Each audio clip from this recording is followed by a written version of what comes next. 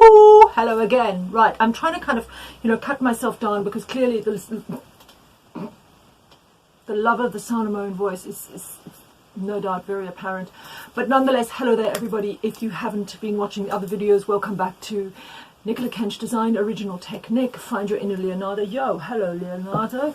The joy of knitting. What we're doing right now is I'm going through a series of the basic skills to get you started so that you can lose yourself in the joy of knitting and experience how lovely it is to knit, not only to knit, but also to design as you go along, which is really how I teach knitting. I don't just teach knitting, I teach the design of knitting. We'll be getting to that further down the line. Right, so here what we have from the previous video is we've got the bit where I cast it off and we've got these threads. We've got to get rid of them. Unless you want to wander around with fronds hanging from you, we do want to get rid of them. Here we go, we had our size 10mm needles.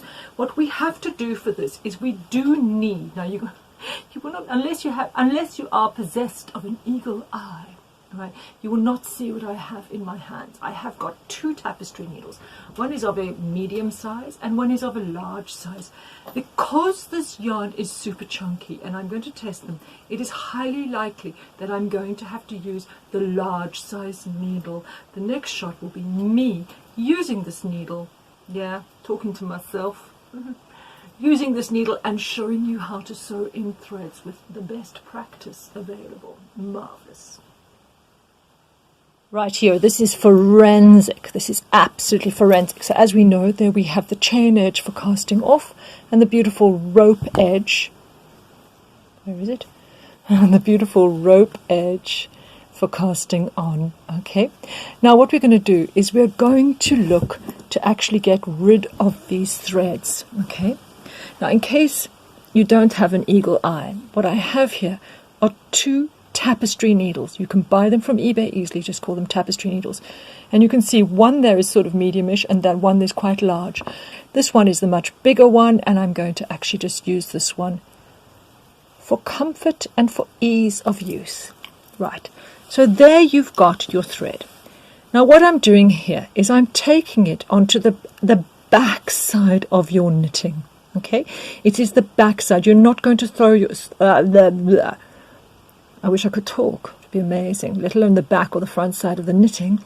But you are not going to sew your threads in on the front side. Okay, just a quick note as well, when you get into making garments, etc., is that very often it's very useful to be able to sew down the seam. It's a very good place to be able to sew in threads.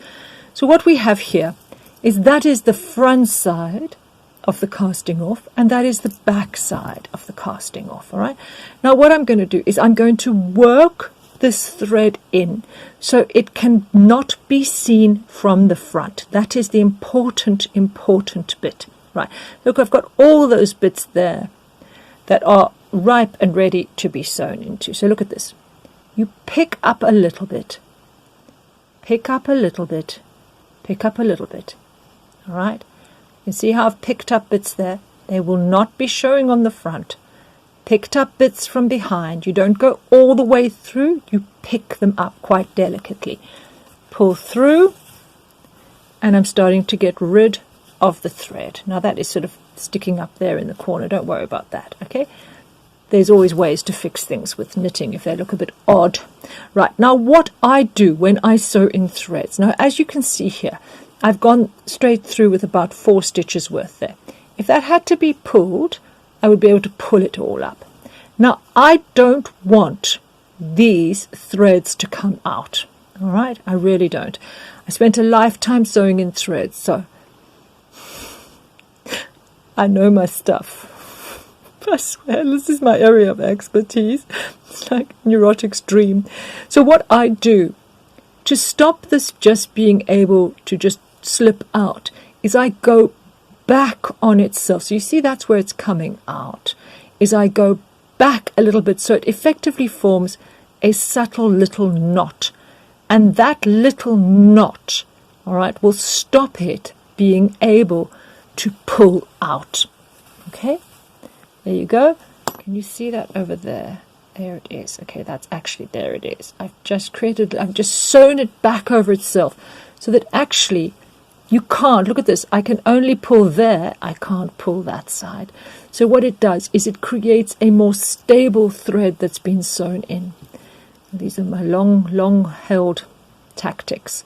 And on that side you can't see anything. Right, let's do another one.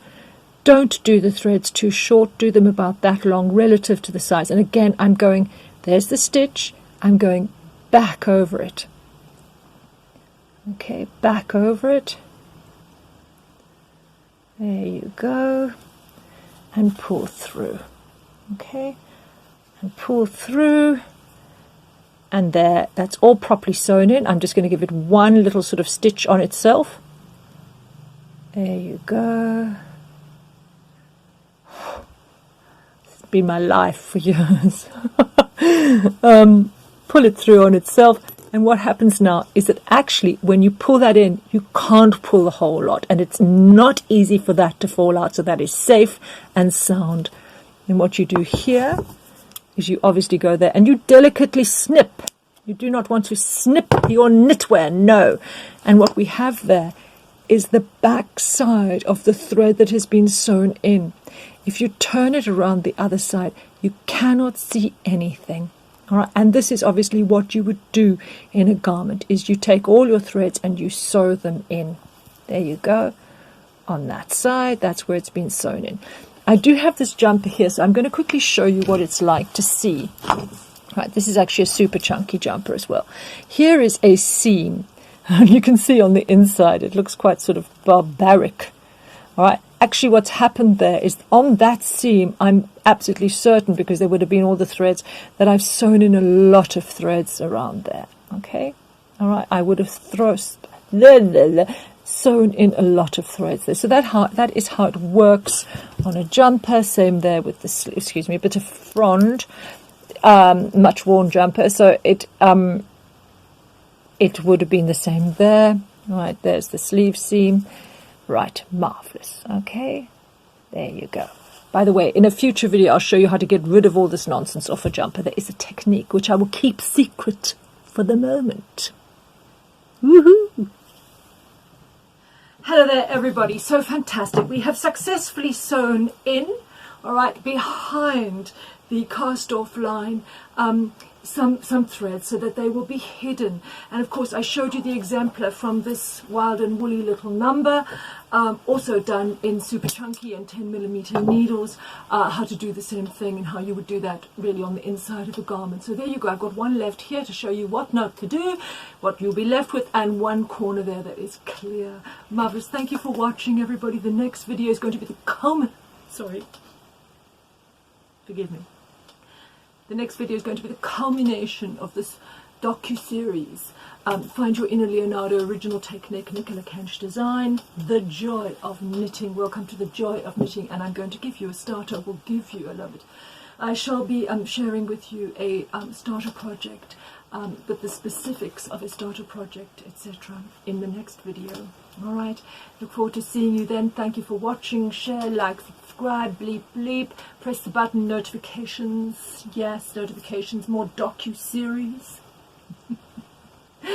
Thank you. See you soon in the next video.